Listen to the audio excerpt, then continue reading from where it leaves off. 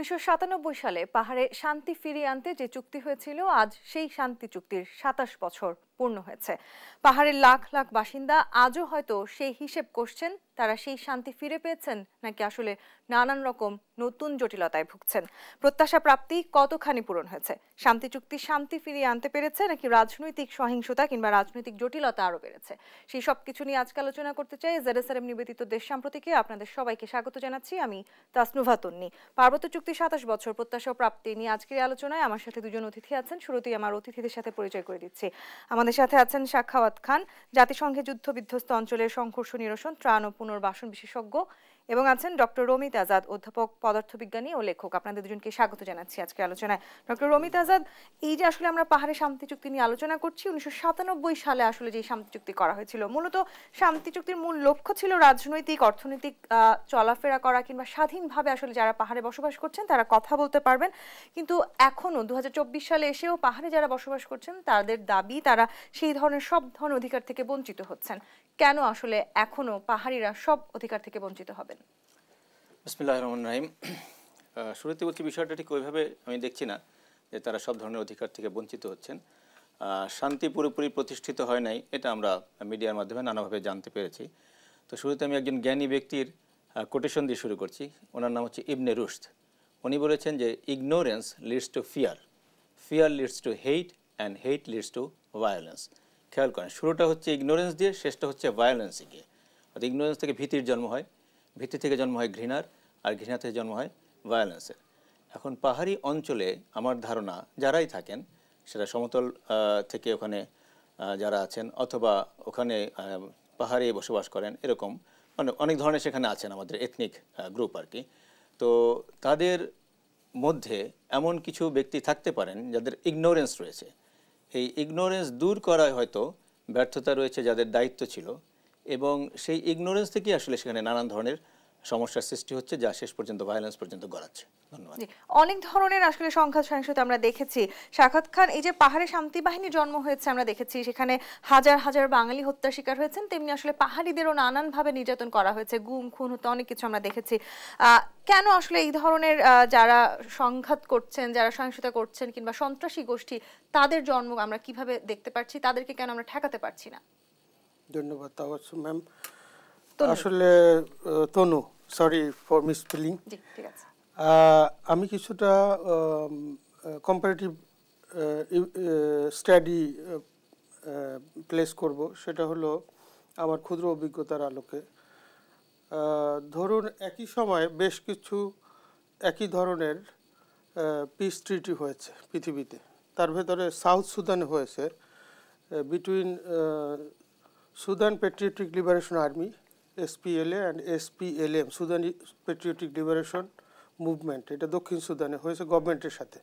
এটা একই সময় 1997-এ। পরে লিডিং টু দ্যাট ওদের যে অবজেক্টিভটা ছিল সেটা হলো বাইরের একটা গোষ্ঠী ওদের ট্রাইবকে, নুয়ের, ডিঙ্কা, টোপোজা, এই ট্রাইবগুলোকে অ্যাটাক করতো Lord resistance army Northern Uganda থেকে। উগান্ডার সাথে ওদের বর্ডার।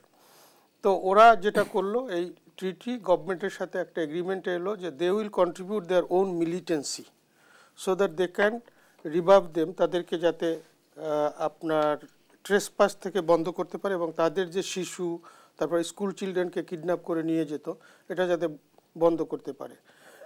এটাকে কম্প্রিহেন্সিভ একটা পিস এগ্রিমেন্টের রূপ দিয়েছে তারা। ওটাকে বলে CPA, comprehensive peace agreement with the Sudanese government, যেটার আলোকে একটা সময় সাউথ সুদান কিন্তু স্বাধীন হয়েছে। And now they are handling their self security very well, কোনো অসুবিধা নেই। যদি একটা পিস কিপিং অপারেশন ওখানে আছে ইউনাইটেড নেশনের, ওখানে বাংলাদেশেরও এক ব্যাটালিয়ন পিস কিপিং অপারেশনের শান্তিরক্ষী বাহিনী কাজ করে।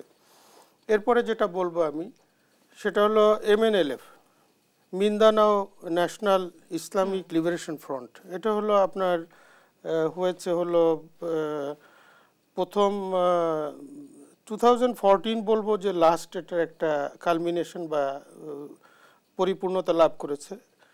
এটা মোরো ন্যাশনাল ফ্রন্ট, যারা মোরো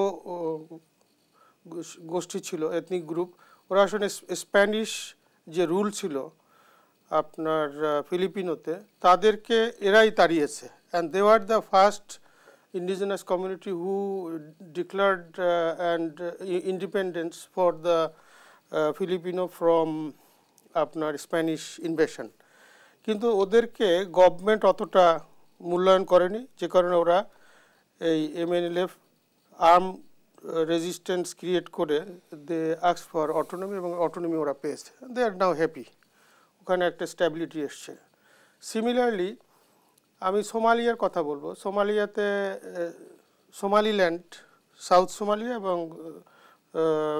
সেন্ট্রাল সোমালিয়ার ভেতরে একটা ডিফারেন্সিয়েশন ছিল।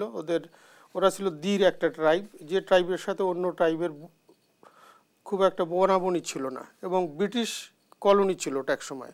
সোমালি 3টা পার্টে বিভক্ত, একটা হলো ফ্রেঞ্চ, একটা হলো ইতালিয়ান, একটা হলো ব্রিটিশ। এটা হলো ব্রিটিশ সোমালিল্যান্ডটা, ওরা আলাদা হয়ে গেছে and they declared independence secession করে দে আর নাও হ্যাপি। এই ধরনের উদাহরণ আসলে তো অনেক আছে। আমি যেগুলো কেন বলছি এগুলো, সেটা হলো আমাদের এখন যে প্রবলেমটা যেটা আমরা দেখতে পাচ্ছি, যে আমাদের এক্সপেক্টেড যে রেজাল্ট বা স্যাটিসফাইড না এথনিক গ্রুপ আমাদের এই আপনার হিল ট্র্যাক্টস অঞ্চলে, বিশেষ করে রাঙামাটি, তারপরে আপনার খাগড়াছড়ি আর বান্দরবান অঞ্চলে। এটা যে এগ্রিমেন্টটা হয়েছিল সরকারের, তৎকালীন সরকারের, আমার যেটা মনে হয় ক্ষুদ্র আলোকে আমাদের কনস্টিটিউশন ভায়োলেট করে করা হয়েছিল। এই প্রশ্নটি আমি একটু করতে চাই ডক্টর রমিত আজাদ। আমরা আসলে দেখেছি যে যেই শান্তির জন্য আসলে পার্বত্য শান্তি চুক্তি করা হয়েছে, অনেকেই বলার চেষ্টা করছেন সেই পরিমাণ শান্তি হয়তো পাহাড়ে ফিরে আসেনি।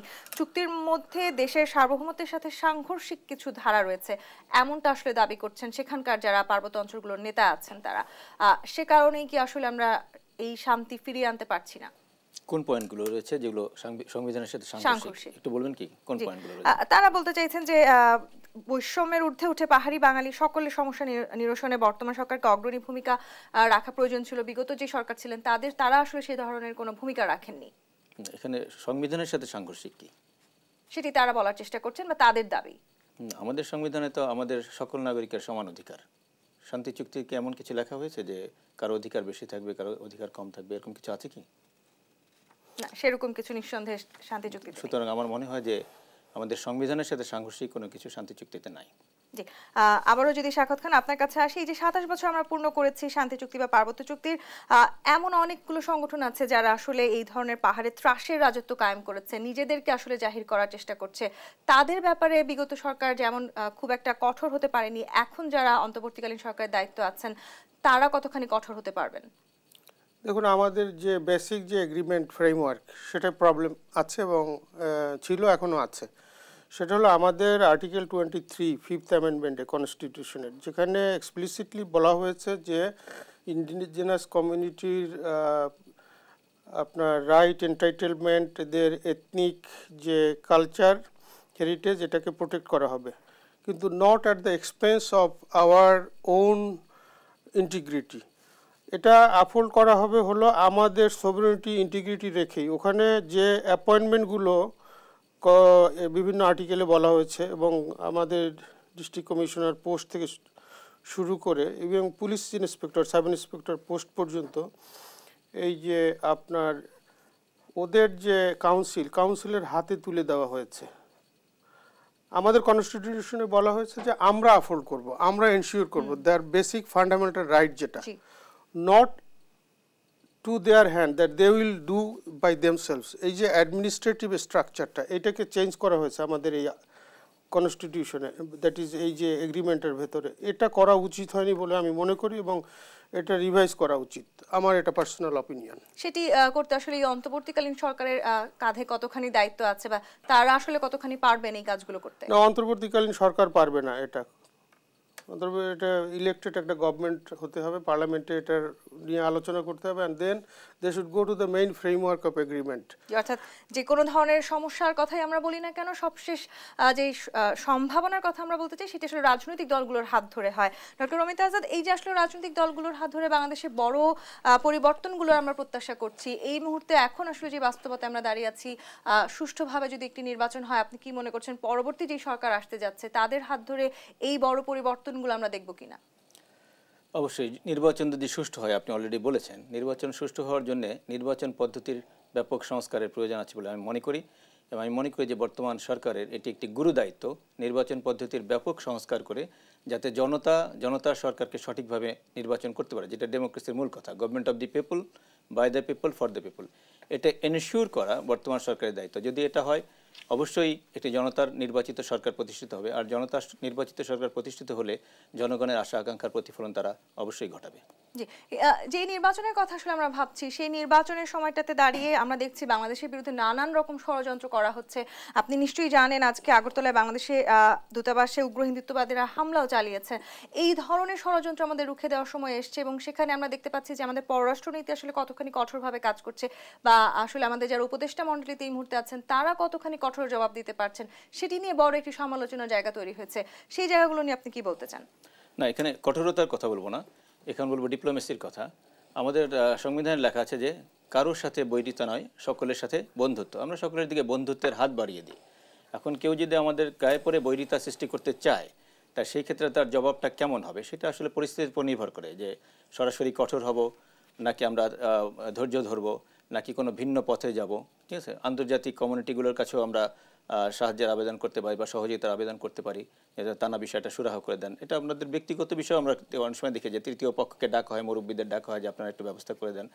তো বিভিন্ন পথ রয়েছে, এই বিভিন্ন পথের যেটা বেশি অ্যাপ্রোপ্রিয়েট হবে, বা অনেক সময় হতে পারে যে সবগুলো পথই অবলম্বন করব, সেখানে ডিগ্রিটা কোনোটার বেশি থাকবে কোনোটার কম থাকবে, এইভাবে করতে হবে। তো আমি মনে করি বর্তমান সরকার, আমি প্রায়শই বলে থাকি, যিনি আমাদের প্রধান উপদেষ্টা, তিনি কোনো সাধারণ মানুষ নয়, তিনি একজন নোবেল লাউরিয়েট, বিশ্বখ্যাত মানুষ, এবং সারা বিশ্বে তিনি অত্যন্ত নন্দিত এবং সম্মানিত একজন ব্যক্তি। এটা আমাদের সৌভাগ্য যে আমরা ওনাকে পেয়েছি।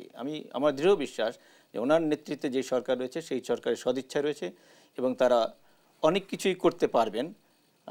একটু হয়তো সময় দিতে হবে, একটু হয়তো ধৈর্য ধরতে হবে, কিন্তু আমি আশাবাদী যে অনেক ধরনের সমস্যাই ওনাদের দ্বারা সমাধান হবে। কিন্তু ডক্টর রমিত আজাদ, আপনি যেভাবে বলছিলেন, শাখাওয়াত খান, আমরাও সেই প্রত্যাশা করছিলাম যে অন্তর্বর্তীকালীন সরকারের সাথে ভারতের সম্পর্কের অবনতি ঘটবে না, কিন্তু দিনের পর দিন আসলে যে পরিস্থিতি আমরা দেখছি বাংলাদেশে, আসলে যে ধরনের সংঘাত সহিংসতা আমরা দেখছি, সেখানে ভারত এক ধরনের ইন্ধন যোগাচ্ছে, সেই ধরনের আমাদের কাছে আভাস আছে এবং সেটি প্রায় পরিষ্কারই বলা চলে। বাংলাদেশ ভারত সম্পর্ক নিয়ে ভারতীয় মিডিয়া অতিরঞ্জিতভাবে নানান রকমের খবর প্রকাশ করছে, অনেক কিছু গুজব রয়েছে, বাংলাদেশে এক ধরনের দাঙ্গা সৃষ্টি করারও তারা চেষ্টা করেছে। দিন দিন আসলে কূটনৈতিক দূরত্ব আরো স্পষ্ট হচ্ছে কিনা? না, তা তো হচ্ছেই। আমার যেটা মনে হচ্ছে যে ইন্টারিম গভর্নমেন্টের যে প্রধান professor doctor Mohammad Yunus, no doubt উনি একজন বিদগ্ধ ব্যক্তিত্ব, স্যার যেটা বললেন। কিন্তু আমার যেটা মনে হচ্ছে যে আমাদের যে রিক্রুটমেন্টগুলো হয়েছে, মানে অ্যাডভাইজারি পোস্টগুলো, এটা আমি খুব অল্প কথায় বলতে চাই যে এটা মুই আর মামুরা একটা অ্যাটিটিউড কাজ করেছে এখানে, হ্যান্ডপিক হয়েছে। আর বেশ কিছু সিনিয়র লোকজন আছে যারা অসুস্থ, ফিজিক্যালিও ফিট না। সাধারণত বিদেশে একজন ভালো অ্যাডভাইজার বা কোনো পোস্টে নিতে গেলেই তাদের মেডিকেল সার্টিফিকেশনটা প্রিকন্ডিশন হয়, যে whether he is physically fit, এই জিনিসটা দেখা হয়নি। আর এই যে আপনি যেটা বললেন সেটা হলো, সাধারণত এ ধরনের এমার্জেন্সির পরে আমি 3টা জেনোসাইড দেখেছি, 2টা সিভিল ওয়ার দেখেছি আফ্রিকাতে। এ ধরনের একটা কমপ্লেক্স সিনারিও পোস্ট আপনার যে কনফ্লিক্ট এবং সিভিল ওয়ারের পরে এ ধরনের রিকভারিতে 8-10 বছর লেগে যায়। সেক্ষেত্রে আমরা লাকি যে আমাদের এই ধরনের একটা ডিজাস্টার, ম্যানমেড ডিজাস্টার হয়নি। তবে এটা যে হবে না, এটা মানে সংখ্যাটা উড়িয়ে দেওয়া যায় না। আমার কেন যেন মনে হচ্ছে এখনও আমরা একটা বিপদের ভেতরে আছি, যেহেতু আপনার পলাতক প্রধানমন্ত্রী শেখ হাসিনা এখনও ভারতে অবস্থান করছে এবং তাকে ফুললি ব্যাকআপ দিচ্ছে বিজেপি গভর্নমেন্ট, এবং বিজেপি গভর্নমেন্ট চাচ্ছে তাকে একটা আপনার পলিটিক্যাল টুল হিসেবে ব্যবহার করতে, টু ডিস্টেবিলাইজ আস। এটা গভর্নমেন্ট জানা সত্ত্বেও সরকারের যে ব্যাকবোনটা সেটা স্ট্রং করা উচিত। ডিপ্লোমেসিতে কাজ হবে না, এটা আমাদের বর্ডার 3 মাসের জন্য বন্ধ করে দেওয়া উচিত, কমপ্লিটলি শাট আপ। ইতিমধ্যে কিন্তু ভারত আসলে আমাদেরকে সেই হুমকি দিচ্ছে যে তারা তাদের সব ধরনের বর্ডার বন্ধ করে দিতে চায়। এই ধরনের হুমকি আসলে যখন ভারত আমাদের জন্য দিচ্ছে, সেই মুহূর্তে আসলে আমাদের কতখানি সচেতন হওয়ার প্রয়োজন আছে, কিংবা একটি আসলে পররাষ্ট্র মন্ত্রণালয়ের পক্ষ থেকে কোনো একটি বড় বৈঠক হওয়ার সম্ভাবনা আছে কিনা, সেই বৈঠক হলে আসলে সমাধানের পথ খুঁজে পাওয়া যাবে কিনা, এই বিষয়গুলো নিয়ে আমরা আলোচনা করবো। একটি বিরতি নিয়ে ফিরছি, দেশ সাম্প্রতিকে বিরতি নিয়ে ফিরছি, সাথেই থাকুন। ZSRM দেশ সাম্প্রতিক দেখছেন। ডক্টর রমিতা আজাদ, আমরা প্রশ্ন রেখে বিরতিতে গিয়েছিলাম। দুইটি দেশের আসলে যেই ধরনের দূরত্ব বাড়ছে, সেই জায়গাটিতে আসলে দুই দেশের সরকার উচ্চ পর্যায়ের মাঝে যদি কোনো একটি বৈঠক হওয়ার সম্ভাবনা আমরা সৃষ্টি করতে পারি, সেক্ষেত্রে সেই বৈঠকটি হলে সমস্যাগুলো সমাধানের পথ খুঁজে পাওয়া সহজ হবে বলে কি আপনি মনে করেন? সেক্ষেত্রে দুপক্ষেরই সদিচ্ছা থাকতে হবে। প্রতিবেশী রাষ্ট্রকে আমি এই বলতে চাই যে প্রতিবেশীর সাথে সবসময় সদ্ভাব বজায় রাখা এটা নিজ দেশের জন্য কল্যাণকর। তো সেটা যেমন আমাদেরকেও ভাবতে হবে, সেরকম আমাদের প্রতিবেশী রাষ্ট্রকেও ভাবতে হবে। কোনো দেশ যদি ক্ষেত্রফলের দিক থেকে বা তার কায়ার দিক থেকে বড় হয়, তার মানে সে বিগ ব্রাদার, এই ধরনের মনোভাব পরিত্যাগ করতে হবে। খেয়াল রাখতে হবে আমাদের দেশের জনসংখ্যা কিন্তু নেহায়েত কম না, এবং ডেনসিটি দেখলে কিন্তু এটা আমার মনে হয় সবচেয়ে বেশি ঘনত্বের একটা দেশ। আর আমাদের দেশের জনসংখ্যা স্কিল্ড এবং যথেষ্ট উচ্চশিক্ষিত সুশিক্ষিত। তো এই জনতাকে অবহেলা করলে হবে না। তো প্রতিবেশী রাষ্ট্রকে খেয়াল রাখতে হবে যে তারা ঠিক কাদেরকে মোকাবেলা করছে, এটা মাথায় রেখে তাদেরকে ভাবতে হবে, কাজ করতে হবে, এবং সদ্ভাব বজায় রাখাটাই তাদের জন্য মঙ্গলকর ও কল্যাণকর হবে। জি, যেইভাবে আসলে তারা নানান রকম ষড়যন্ত্র সৃষ্টি করার চেষ্টা করছেন, সাখাওয়াত খান আপনি যেহেতু আন্তর্জাতিকভাবে বিভিন্ন জায়গায় কাজ করেছেন, সেক্ষেত্রে আসলে অনেকে বলার চেষ্টা করছেন দুটো দেশের মাঝে এক ধরনের যুদ্ধ ভাব তৈরি হচ্ছে। সেই পথে নিঃসন্দেহে আমরা হাঁটতে চাই না, আমরা সেই প্রত্যাশাও করতে চাই না। কিন্তু পরস্পর বিরোধী যে আগ্রাসী প্রচারণা করছে, বিশেষ করে ভারতীয় মিডিয়ার কথা যদি আমি বলি, তারা আসলে যেভাবে নানান রকম গুজব ছড়াচ্ছে বাংলাদেশের বিরুদ্ধে, সেখান থেকে বেরিয়ে আসার উপায় কি? আসলে আমাদেরকে বুঝতে হবে দ্য সাইকোলজি। ভারত কখনোই আমাদেরকে অ্যাটাক করবে না, এবং ভারত জানে যে they will be fighting for almost 6 front যদি এটা করতে চায়। এবং বাংলাদেশের যে মিলিটারি স্ট্রেংথ এবং আদার ইস্যুস, আমাদের যে সেন্স অফ মানে পেট্রিয়টিজম, এটা কিন্তু খুবই স্ট্রং। আমার যেটা মনে হচ্ছে যে আমাদের আরও একটু স্টাবর্ন হতে হবে, গভর্নমেন্টকে একটা মেসেজ দিতে হবে যে আমরা কিন্তু কমপ্লাই করছি না। আমাদেরকে থার্ড ক্লাস নেশন যদি ভাবে তারা, যে উই আর ভেরি স্মল, আমাদের স্ট্রেংথ নাই, তারপরে সময় অসময় আমাদেরকে খুব আপনার ডিগ্রেডিং অ্যাটিটিউডে দেখা, এদের যে মিডিয়াগুলো, মলম পার্টি মিডিয়া আছে, তারপরে বিভিন্ন ধরনের মিডিয়া, তাদের এই যে প্রচারণাগুলো, এগুলো আমাদেরকে ক্ষতি করে। কিন্তু এখানে ফাইন্যান্সিয়াল ব্যাকআপ আছে ওদের। আওয়ামী লীগের যে যারা এখন পলাতক, তারা আমেরিকা ভারতে আশ্রয় নিয়েছে এবং তাদের টাকা পয়সা আছে, দে আর pouring A lot of money. তো এটা ইনস্টেবল করতে চাইলে, একটা সিভিল ওয়ার বা সিভিল কনফ্লিক্ট সৃষ্টি করতে পারলে, শেখ হাসিনার জন্য একটা প্লাস পয়েন্ট যে ইউনূস গভর্নমেন্ট ফেল করলো। কেমন? তো আমার কেন জন্য মনে হয় প্রফেসর ডক্টর মোহাম্মদ ইউনূস এবং তার গভর্নমেন্টকে সংস্কার নিয়ে বেশি কথা না বলে সিকিউরিটি, বর্ডার সেফটি এবং পাবলিক সিকিউরিটি। আপনি বলছিলেন যে বিগত যে সরকার, ফ্যাসিস্ট সরকার যারা আসলে ভারতে এই মুহূর্তে পালিয়ে আছে, তারা নানানভাবে, তাদের অর্থের যেহেতু জোর আছে, নানানভাবে বাংলাদেশে অপপ্রচার কিংবা ষড়যন্ত্র তৈরি করার চেষ্টা করছে। আপনি কি মনে করছেন যে আসলে সংখ্যালঘুদের যে কার্ড খেলার চেষ্টা করছিল ভারত, সেটি বাংলাদেশ যথেষ্ট ম্যাচুরিটির সাথে ট্যাকেল দিতে পেরেছে?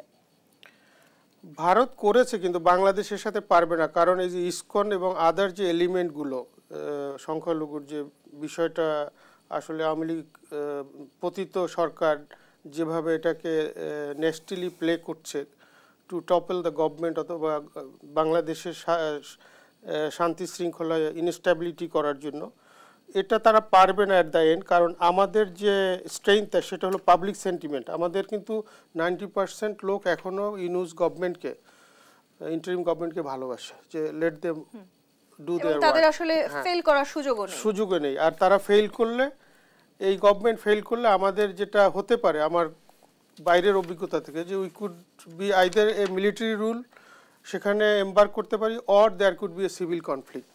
এটা সিভিল ওয়ারের দিকেও চলে যেতে পারে। সে কারণে আমি বলবো যে আরও স্ট্রং হওয়া উচিত। বিশেষ করে হোম মিনিস্ট্রিতে আরও কিছু ব্যাকআপ নেওয়া উচিত। একজন ডেপুটি হোম মিনিস্টার বা হোম অ্যাডভাইজার নিয়ে বর্ডার সিকিউরিটি, আমি একটা প্রপোজালও দিয়েছিলাম একটা লিখিতভাবে প্রফেসর ডক্টর ইউনূস সাহেবের অফিসে, যে ফজলুর রহমান সাহেব আছে, আগের ডিজি রিটায়ার্ড বিডিআরের, ওনাকে নেওয়ার জন্য, যে he knows the area, he knows the topography and the geographic location. তাহলে হবে কি, বর্ডারটা যদি আমরা স্ট্রং করতে পারি, সেফটিটা, তাহলে আমাদের অনেক ট্রেসপাস, টাকা এবং মানব যে পাচার হচ্ছে বিভিন্নভাবে ইনস্টেবিলিটি করার জন্য, সেটা কন্ট্রোল করা যাবে। তো কলেবর বাড়ানো উচিত গভর্নমেন্ট। অর্থাৎ আমাদের আরো শক্তিশালী হওয়া উচিত নিজেদের কূটনৈতিক জায়গাটি থেকে। ডক্টর অমিত আজাদ, দিল্লির কূটনৈতিক সূত্রগুলো বলছে বাংলাদেশের স্বাধীনতা যুদ্ধের পর থেকে বাংলাদেশ এবং ভারতের সম্পর্ক এতটা খারাপ কখনো তারা দেখেনি, এবং সেই সাথে দীর্ঘ 16 বছর, যে 16 বছর আসলে শেখ হাসিনা সরকার রাজত্ব করেছে, সেই সময়টাতে ভারত এবং বাংলাদেশ সবচেয়ে উষ্ণতম সময় ছিল। এখন আসলে তাদের সাথে যে সম্পর্কের অবনতি ঘটেছে, সেই জায়গাটি যদি ঘটতে থাকে, অর্থাৎ পারস্পরিক সম্পর্ক যদি স্বাভাবিক না হয়, শুধু ব্যবসা বাণিজ্য নয়, সেখানে দুটো দেশের আসলে নিরাপত্তারও যথেষ্ট হুমকি হতে পারে। না, আমি মনে করি না। স্যার অলরেডি বলেছেন যে এটা একেবারে যুদ্ধ লেগে যাবে, এটা হওয়ার সম্ভাবনা নাই। এবং এরকম চিন্তাভাবনা করলে আমার মনে হয় না যে ভারত ভালো চিন্তাভাবনা করবে। কারণ আপনি যদি ইতিহাসের দিকে তাকান, আপনি একেবারে সেই গ্রিক যুগে চলে যান। একটা মিথ আছে, ট্রোজান হর্স, সেখানে একটা মিথ আছে। অর্থাৎ ট্রোজান হর্সকে যদি ভিতরে নিয়ে আসি, তাহলে সে সমগ্র ভূমিটাকে জ্বালিয়ে পুড়িয়ে ছারখার করে দেবে। আমি মনে করি যে বাংলাদেশ যেন ভারতের জন্য ট্রোজান হর্স না হয়, এই দিকে ভারতের খুব ভালোভাবে লক্ষ্য রাখতে হবে। ইমোশনাল হয়ে তাৎক্ষণিক প্রতিক্রিয়ায় সিদ্ধান্ত নেওয়া ঠিক হবে না, এবং আমার মনে হয় না যে ওনারা এটা করবেন।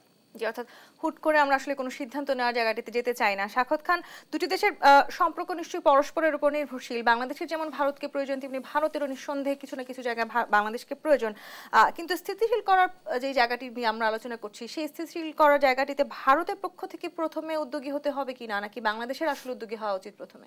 না, আমি মনে করি এটা ভারতের পক্ষ থেকে হওয়া উচিত। They are the great beneficiary of Bangladesh. তারা $16 বিলিয়ন ব্যবসা করে আমাদের সাথে। আমাদের সাথে যে ট্রেড ডিফিসিয়েন্সি, সেটা অনেক ডিসপ্যারিটি। অলমোস্ট আমরা কত 2 বিলিয়ন হয়তো এক্সপোর্ট করি, তারা 16 বিলিয়ন। তারপরে দেয়ার আর আদার ইস্যুস।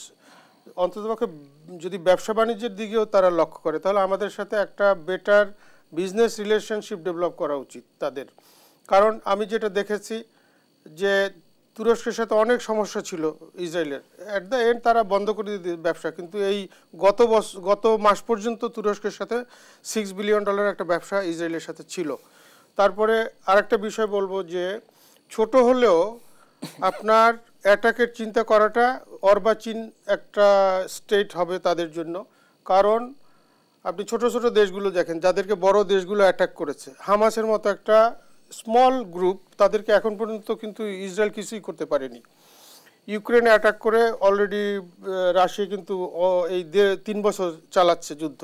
তো আমি মনে করব যে এ ধরনের বোকামি ইন্ডিয়া কখনোই করবে না, যে বিভিন্ন ফ্রন্টে এখানে তাদের চিকেন নেক আছে, সাথে সাথে চায়না ইন্টারভিন করবে এখানে যদি তারা এমন কিছু করে বসে। পাকিস্তান আছে, ওই যে তারপরে আপনার ওদের যে প্রভিন্সগুলো আছে, সেখানে কাশ্মীর নিয়ে একটা প্রবলেম হয়ে যাবে। তখন এতগুলো ফ্রন্টে তাদের ট্যাকেল দেওয়া ডিফিকাল্ট হয়ে যাবে। কারণ আমি মনে করি যে মিলিটারি স্ট্রেন্থ যতই হোক না কেন, এয়ারফোর্স আসলে যুদ্ধের জন্য এন্ড রেজাল্ট না, ল্যান্ড ফোর্স ইজ মেজর। আমাদের অলরেডি আপনার 6 মিলিয়ন আনসার বিডিপি আছে। আপনি আসলে কি মনে করছেন যে সাধারণত বিগত যে 15-16 বছরের কথা আমরা বলছি, তো বাংলাদেশ ভারতের যে উষ্ণতম সম্পর্কের সময়টা ছিল, সেই সময় ভারত বাংলাদেশের সাথে যাই করেছে না কেন, বাংলাদেশের পক্ষ থেকে তারা কখনো এই ধরনের সমুচিত জবাব পায়নি। তারা অভ্যস্ত নয় যে বাংলাদেশের কূটনৈতিকভাবে বাংলাদেশ এত শক্তিশালী জবাব দিতে পারবে। সেই জায়গাটিতে আসলে ভারত একটু ভীত বা চাপে আছে কি? তা তো বটেই, সাইকোলজিক্যাল প্রেশারে আছে, কিছুটা ইকোনমিক আছে। এদের হসপিটালগুলো চলছে না, যদিও মুখে বলে যে তোদের স্বাস্থ্যসেবা বন্ধ করে দিব, ভিসা বন্ধ করে দিব, all bla bla bla, they talk a lot of things. কিন্তু এদের তো স্টেট, ওয়েস্ট বেঙ্গলে এখন ব্যবসা বাণিজ্য বন্ধ হয়ে যাচ্ছে মোটামুটি। আর দ্বিতীয় যে জিনিসটা আমি মনে করি যে ভারতের একটা টেন্ডেন্সি হলো যে আমাদেরকে মানে সাব ক্লাস মনে করা। তারা কিন্তু কখনোই অ্যাপোলজি বা আমাদের স্বীকারও করে না যে আমাদের সাথে একটা বন্ধুত্বপূর্ণ সম্পর্ক রাখা উচিত তাদের। এ ধরনের কোনো অ্যাটিটিউড অফ মাইন্ড তারা কখনোই নরিশ করে না আমাদের পক্ষে বা আমাদের ক্ষেত্রে। সে কারণে আমি মনে করি যে তাদের গ্লোবাল পার্সপেক্টিভটা দেখা উচিত। ভারতকে ল্যাং মেরেছে সব নেইবারিং কান্ট্রিগুলো। আপনার মালদ্বীপের মতো একটা ছোট রাষ্ট্র, ওদেরকে গলা ধাক্কা দিয়ে ওদের আর্মি বের করে দিয়েছে। চিন্তা করে দেখেন। নেপালের সাথে একটা only Hindu country in the world, তাই না নেপাল, তারা ওদেরকে বলেছে যে they have no good relationship. ভুটানের সাথে নাই, তারপরে পাকিস্তানের সাথে তো নাই, শ্রীলঙ্কাতে তো অনেক আগেই আপনার এলটিটি ওদেরকে বের করে দিয়েছে। তো দিস ইজ দ্য সিনারিও। আর বিজেপি গভর্নমেন্ট একটা আপনার ফান্ডামেন্টালিস্ট, হিন্দু ফান্ডামেন্টালিস্ট গভর্নমেন্ট। এরা আসলে তারা হিন্দুইজমের উপরে প্রতিষ্ঠিত। যদি এখানে কংগ্রেস গভর্নমেন্ট থাকতো তাহলে আমাদের সাথে রিলেশনশিপটা অনেকটা বেটার হতো, সফট একটা রিলেশনশিপ থাকতো। এরা আমাদেরকে সবাইকে মনে করে আমরা ফান্ডামেন্টালি মুসলিম ফান্ডামেন্টালিস্ট, কিন্তু ওরা ভুলে গেছে যে ওরা কিন্তু আসলে হিন্দু ফান্ডামেন্টালিজম, আরএসএস একটা পূর্ণ ফান্ডামেন্টালিস্ট গভর্নমেন্ট। হিন্দুত্ববাদীদের আসলে যে ধরনের সমস্যা আছে সেটি কিন্তু আজকেও আমরা দেখতে পেয়েছি। বাংলাদেশের উপ হাই কমিশনের সামনে যেই ঘটনা ঘটেছে সেই ঘটনাকে বাংলাদেশের পররাষ্ট্র মন্ত্রণালয় সহিংস ঘটনা বলে উল্লেখ করেছে এবং নিন্দাও জানিয়েছে। কিন্তু একের পর এক যদি আসলে এই ধরনের ঘটনা ঘটতে থাকে, ভারত যদি লাগাম টেনে না ধরে, ক্ষেত্রে আসলে পরবর্তী সম্পর্কের জায়গাগুলোতে নতুন কোনো টানাপোড়েন সৃষ্টি হতে পারে কিনা আমি আপনার উত্তর নিব। আরও একটি বিরতি নিয়ে ফিরতে হবে। দেশ সাম্প্রতিকে বিরতি নিয়ে ফিরছি, সাথেই থাকুন। দেশ সাম্প্রতিক দেখছেন ডক্টর রমিত আজাদ। ভারত বাংলাদেশ সম্পর্ক নিয়ে একের পর এক ঘটনা ঘটছে। সবশেষ আজকে আসলে যে ঘটনা ঘটেছে, উগ্র হিন্দুবাদিত্বের যারা আছেন তারা বাংলাদেশের উপ হাই কমিশনের সামনে বিক্ষোভ যে ঘটনা করেছে সেটিকে আসলে সহিংস ঘটনা বলছে বাংলাদেশের পররাষ্ট্র মন্ত্রণালয়। এই ধরনের ঘটনা আসলে বারবার ঘটছে এবং এই ঘটনা যদি ঘটতে থাকে সেটি বাংলাদেশ ভারতের সম্পর্কের টানাপোড়েন আরো বাড়িয়ে দিচ্ছে কিনা? ধন্যবাদ। আমার আসলে অনেকগুলো বছর আগের একটা ঘটনা মনে পড়ে গেল। এটা সম্ভবত প্রেসিডেন্ট এরশাদের শাসনামলে মার্কিন যুক্তরাষ্ট্র থেকে একজন পররাষ্ট্র দপ্তরের একজন পদস্থ কর্মকর্তা এসেছিলেন এবং তিনি খুব সুস্পষ্টভাবে বলেছিলেন যে ভারতকে বুঝতে হবে বাংলাদেশ বন্ধুহীন নয়। তা আমি আজকে সেই বার্তাই দিতে চাই যে ভারতকে বুঝতে হবে বাংলাদেশ বন্ধুহীন নয়। মার্কিন যুক্তরাষ্ট্র আছে, ইউরোপিয়ান ইউনিয়ন আছে, মধ্যপ্রাচ্যের দেশগুলো আছে, ওআইসি রয়েছে, এবং আমাদের এখন খুব কাছেই আছে একটি বৃহৎ শক্তি চীন, যার যিনি আমাদের অনেক বড় একজন মিত্র। এবং বাংলাদেশের শান্তি শৃঙ্খলা সার্বভৌমত্ব এগুলো সবই চীনের অত্যন্ত প্রয়োজন। তো এই বিষয়গুলো মাথায় রেখেই কিন্তু ভারতকে কাজ করতে হবে। আমার মনে হচ্ছে যে ঠিক এই মুহূর্তে বিষয়গুলো তারা মাথায় রাখছে না আর কি, তাৎক্ষণিক প্রতিক্রিয়া অনেক কিছু করছে। এই আজকে যে ঘটনাটা ঘটলো এটা নিঃসন্দেহে দুঃখজনক, কারণ একটা দেশের দূতাবাস এটা আসলে ওই দেশেরই একটা অংশ, ভিন্ন দেশে আছে কিন্তু ওই দেশের একটা অংশ। নিরাপত্তা নিশ্চিত করাও তাদের দায়িত্ব, কিন্তু পরিস্থিতি দেখে মনে হচ্ছে যে তেমন একটা সদিচ্ছা তাদের ছিল না। এটা অত্যন্ত দুঃখজনক এবং অবশ্যই সমালোচনাযোগ্য। সারা বিশ্ব এটা দেখেছে। পরবর্তীতে আমরা মনে হয় খুব সম্ভবত বিশ্ব জনমতও দেখতে পাবো এটার বিরুদ্ধে। তো এই বিষয়গুলো মাথায় রেখে ভারতকে চলতে হবে। ভারতের উচিত হবে না বাংলাদেশের সাথে সুসম্পর্ক নষ্ট করা। শাকিব খান, এই যে দূতাবাসের আমরা যে আজকে হামলার ঘটনা দেখেছি, অথচ ভারতে বাংলাদেশের এই উপ হাই কমিশনের যে নিরাপত্তা নিশ্চিত করা ভারতের দায়িত্ব ছিল সেটি তারা দিতে যথেষ্ট ব্যর্থ হয়েছেন, কিন্তু বাংলাদেশে যে ফ্যাসিস্ট সরকার প্রধান পালিয়ে গিয়েছেন তাকে যথেষ্ট নিরাপত্তা দিয়ে ভারত রাখছে। এই দুইটি ফারাক কেন? এটা ভারতের বিজেপি গভর্নমেন্টের একটা ইন্টারন্যাশনাল আমি বলবো ফ্রেমওয়ার্ক। তারা ইচ্ছাকৃতভাবে এটা করেছে যাতে করে আমাদের সাইকোলজিক্যাল একটা টেস্ট করতে পারে যে লোকজনের কি অবস্থা, একটা ভীতি সঞ্চারও করতে চাচ্ছে এভাবে, কারণ এটা গায়ে পড়ে ঝগড়া করার মতো একটা অবস্থা। আমরা আসলে এখানে সংখ্যালঘুরা কোনোভাবেই নির্যাতিত নয়। যাদেরকে এই যে আফটার যে কনফ্লিক্ট, এই যে প্রবলেমটা হলো 5ই আগস্টের পরে, এখানে যে সমস্ত হিন্দু, আমি বলবো না যে অ্যাটাকড হয়নি, তারা সবই আওয়ামী লীগের লিডার ছিল এবং they are the beneficiary of Awami League, এবং সেগুলো কিন্তু খুব সুস্পষ্টভাবে বাংলাদেশের মিডিয়া দেখিয়েছে, বলা হয়েছে। এবং professor doctor Mohammad Yunus explicitly বলেছেন যে আপনারা আপনাদের মিডিয়া পাঠান, আপনারা দেখেন, জাস্টিফাই করেন, ইভ্যালুয়েট করেন, দেন ইউ। কিন্তু সাধারণত তাহলে আসলে ভারতের মিডিয়া বাংলাদেশের পেছনে এত ভয়ঙ্কর ভাবে কেন লেগে পড়লো, বাংলাদেশের বিরুদ্ধে কেন তারা লেগে পড়লো? আমার কেন যেন মনে হচ্ছে যে এটা ফান্ডামেন্টালিস্ট একটা গভর্নমেন্ট তো, আর সেকেন্ডলি এই মিডিয়াগুলোকে ফাইন্যান্স করছে।